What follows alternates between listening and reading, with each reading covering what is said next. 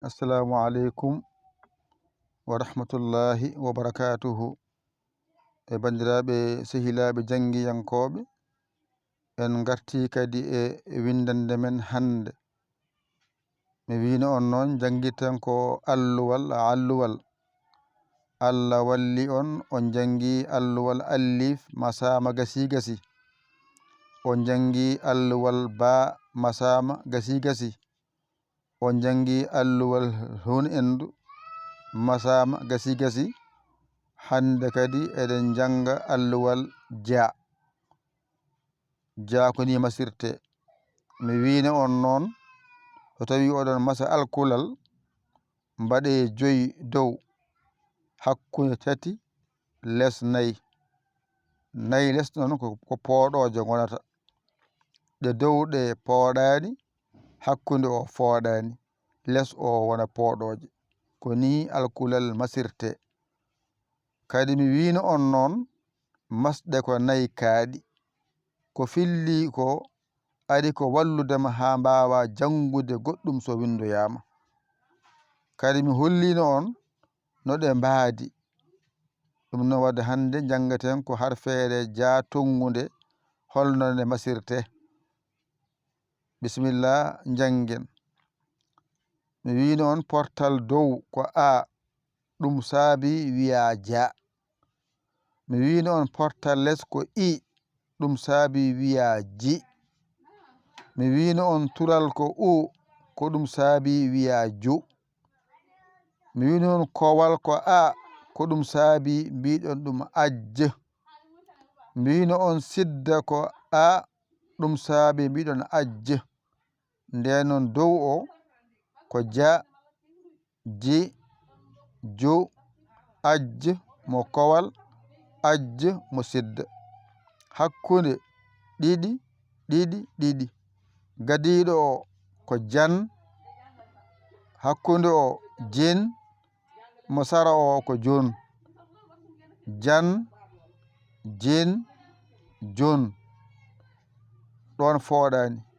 Less noon ko polle mbiya ja fooɗi, ko fooɗi mo mbiya alif taƴƴo o.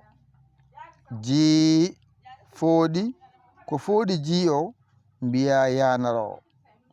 Jo fooɗi, ko fooɗi ju o mbiya wow taƴƴo o. Je fooɗi, ko fooɗi je o mbiya yanara o e alif joyiɗo o. On paami? Ɗum saabi noon ja, ji, ju, ajje mo kowal, ajje mo sidda. Hakkunde jan, jin, jon. Less o ko polle ja, ji, ju, je ɓamtu, ja, ji, ju, ajje mo kowal, ajje mo sidda. Hakkunde jan, jin, jon. Less ko polle ja, ji, ju, je. Ayɗo ja o woni ɗo less mum nanɗon pular ja. Ɗo ji o woni ɗo less mum nanɗon pular ji.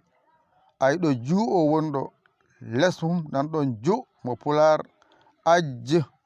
Less mum nanɗon mo pular o ajje. Kowal nanɗon siddo o ne ajje. Ay ajjana less muɗum. Hakkunde o ko jan, less mum nanɗon jan. Rewi hen ko jin, less mum nanɗon jin. Rewi hen ko jun, less mum nanɗon jun. Jippo less pooɗa. Ay ja fooɗi, less mum nanɗon ja pular.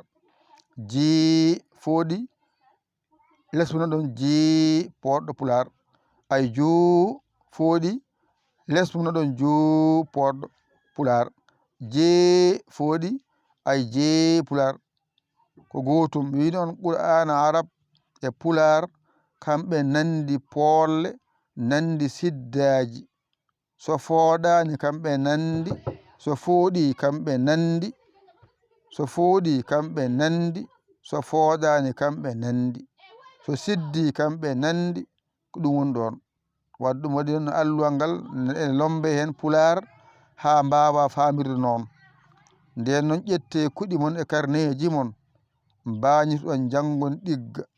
Son koola koye mon ƴeewaton ko bawɗo ɗakkoɗon sara makko o walla on o hollo ha jiyan lawol. On dañani mon walla on nodde min e 00 221 77 906 14 81 jiyan WhatsApp o ngara mbaɗen hen vocal mon min ngara min jaabo on koɓe gandi hen ko. Yo Allah wallu, yo Allah newnu, yo Allah ren. Jangen gotol ɓaɗen ja ji jo ajj kowal ajj musidda hakkunde jan jin jon lesko polle ja ji jo je alol ma timmi. ƴettu kuɗol ma e karnema mbañitoɗa janga ɗigga. A hoolaki hoorema ƴeew camaro ɗakkoɗa sara makko o walluma ha jiita lawol.